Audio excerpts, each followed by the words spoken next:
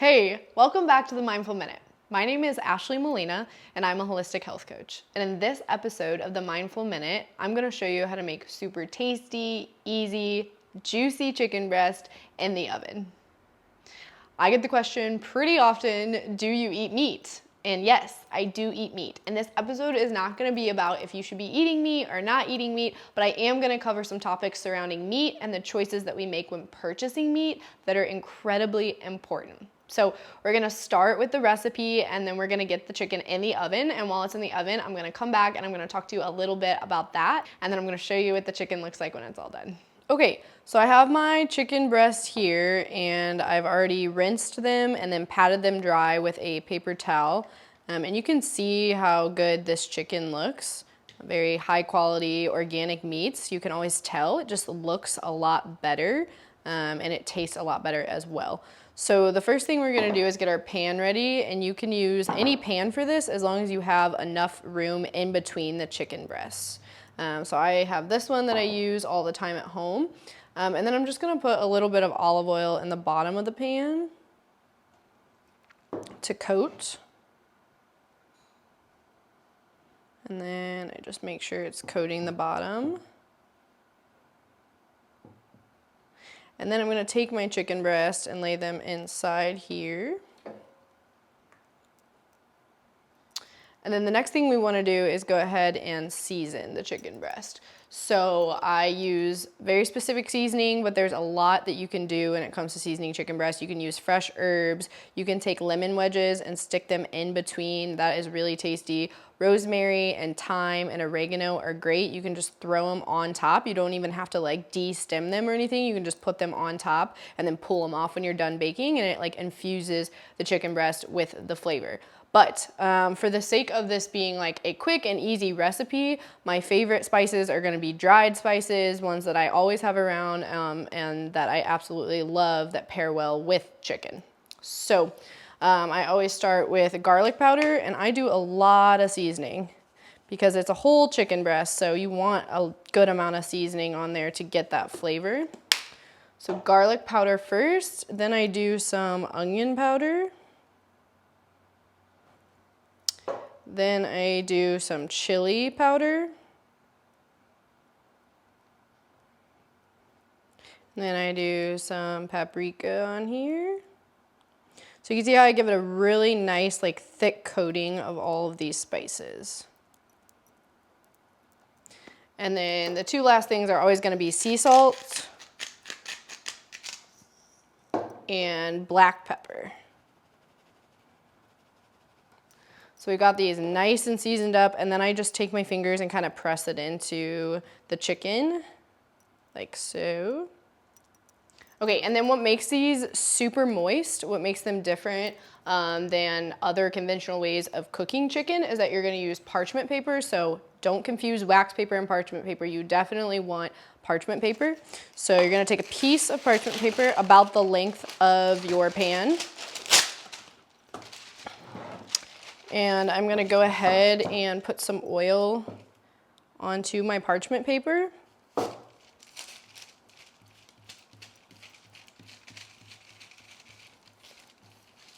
And then I'm going to put this on top of the chicken breast and make sure that it's completely covering the chicken breast. And again, like I said, make sure there's a little bit of room in between here because otherwise they'll cook and fuse together and you don't want that. But we do want to make sure that they're covered completely.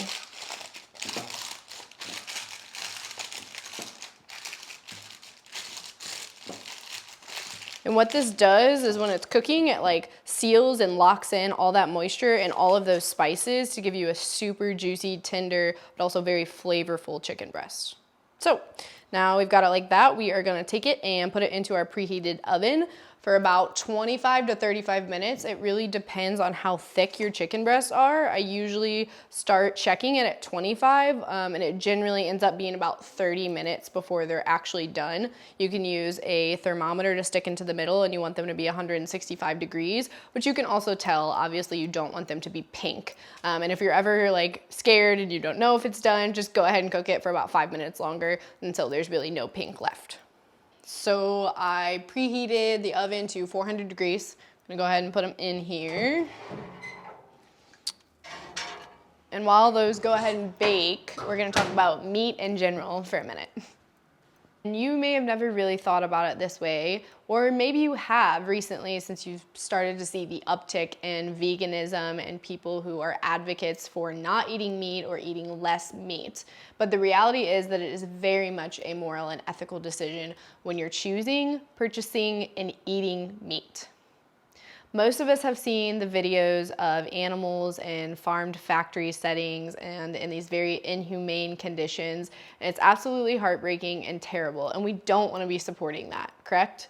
But that doesn't mean that you don't have to ever eat meat. The reality is you still have a choice, and you vote with your dollars. So we just want to be supporting the right people who are doing the right practices and very humanely taking care of and ultimately butchering animals. The single most important thing that you need to understand about meat is buying clean meat. And what do I mean by clean meat? I mean that you want to be looking for meat that's organic, grass-fed, no antibiotics, no hormones, and ideally like free range. This is incredibly important for a lot of reasons. Number one, because we do care about the animal. We do care about the life of an animal, and we want them to have a humane and healthy life. And that's important for the animal, but it's also important for us. We are ingesting this animal. So whatever they are ingesting, we ingest that into us when we eat the animal. So a lot of these big corporations, these manufacturers that are coming out with all these meat products, a lot of them are feeding their cattle antibiotics and artificial growth hormones.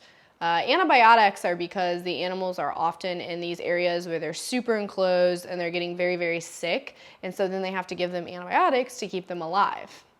Now, antibiotics are very important when we're sick, and the ones we get from the doctor can be useful at times and very sparingly, but we don't want to be ingesting them regularly through our meat. We don't need that, and they're actually incredibly detrimental to our health. So we don't want antibiotics in our body if we don't have to have them.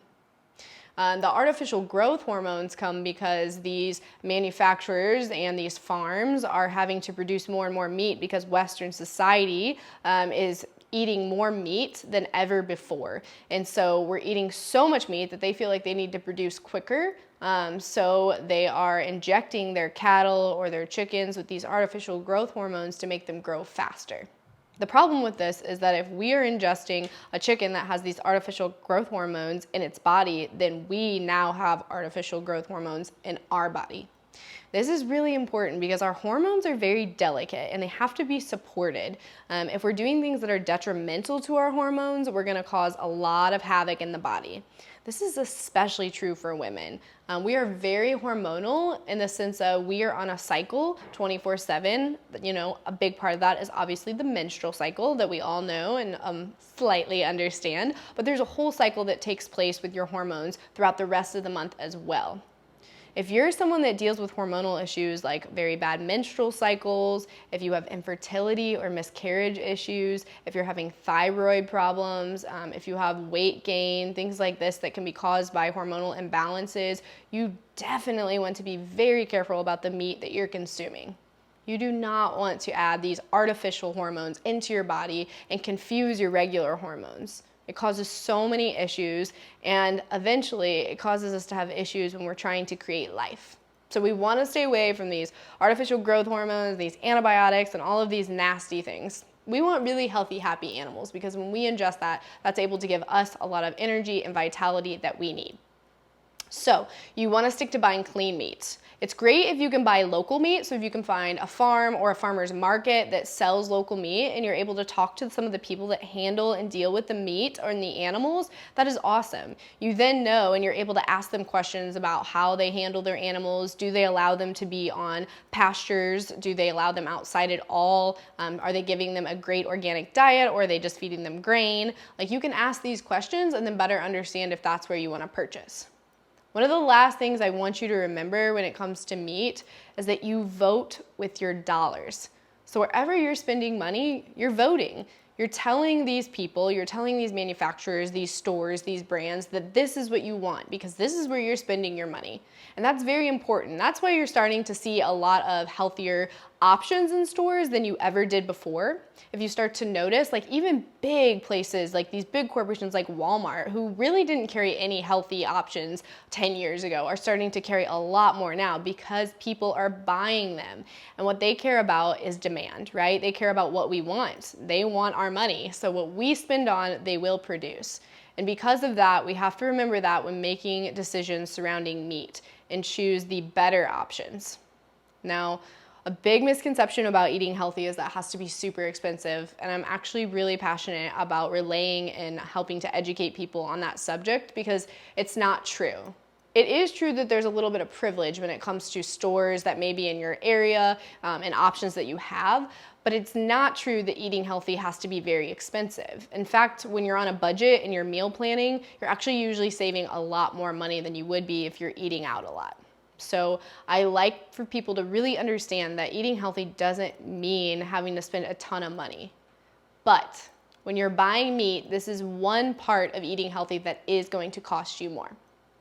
The positive side of this is when you're eating whole foods, your diet is plant-centric. So you're eating a ton of plant foods, vegetables, whole foods, grains, fruits, things like that. And so you're not having meat at every single meal. So you don't have to buy as much meat, which is positive.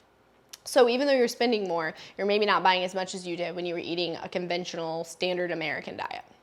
The thing to remember when you're paying $10 for organic chicken versus $6 for conventional chicken is that in the long run, it's gonna cost you your health to go with the conventional chicken. So although you're spending a little more right now, that's a preventative measure. Because if you go with the conventional poultry or beef or whatever meat product it may be, you're gonna end up with health issues, disease, and then you're gonna be spending a lot of money on medical care, medicine, hospital bills. And so really you're preventing that cost in the long run, and you are securing your health in the future, which is incredibly important. We have to always be looking forward and remember that the choices we make now don't only affect us today, but they affect us for the rest of our life as well.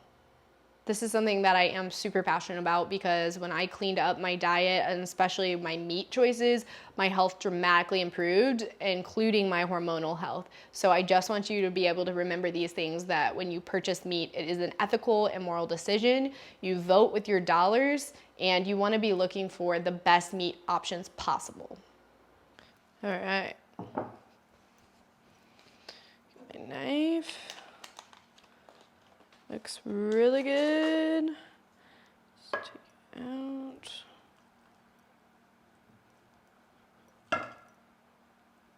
I'm gonna move this to the side. Alright, put this in the middle. Alright. And then it's gonna be perfect, so cut into it. You can see how easily it cuts, like butter. And it looks so perfectly tender.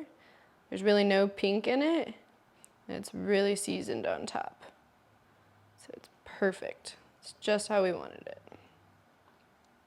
So that's it. A very simple, easy way to make chicken. You can throw this on salads, you can use it in stir fries, you can use it any way that you would like.